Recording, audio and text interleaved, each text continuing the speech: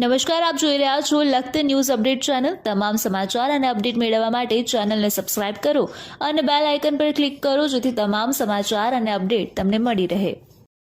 લખતર ગામમાં અનેક જગ્યાએ પાણીની પાઇપલાઇન લીકેજ થતાં પાણીનો પુષ્કળ પ્રમાણમાં વેડફાટ।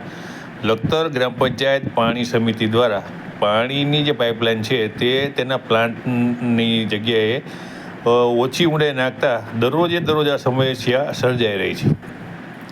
લખતર ગામને સુવિધા મળે તે માટે થઈ અને હાલની સરકાર દ્વારા ₹2 કરોડ ફાળવવામાં આવ્યા છે, જેથી કરી લખતર ગામની મહિલાઓને જે વર્ષોથી માથે પાણીના બેડા ઉપાડી પાણી ઘરે લઈ જવું પડે છે, સાથે પોતાના માથે કપડાં ઉપાડી કપડાં ધોવા માટે થઈને તળાવો ધોવા જવું પડે છે।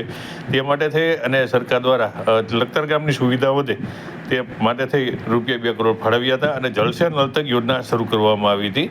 ત્યારે વાસ્મોના અધિકારીઓના લેખિતમાં જણાવ્યા મુજબ લખતર જે ગ્રામ પંચાયત પાણી સમિતિ છે તેને પ્લાન કરતાં ઓછી ઊંડાઈએ આ પાઇપલાઇન નાખવાની મંજૂરી આપી છે। તેના કારણે હાલની અંદર જે સમસ્યા છે તે સમસ્યા સર્જાઈ રહી છે।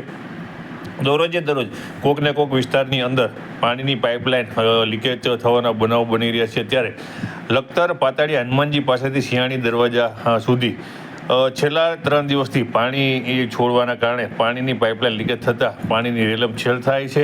ત્યારે આ અંગે તાત્કાલિક ધોરણે કંઈક કરવું અત્યંત જરૂરી છે।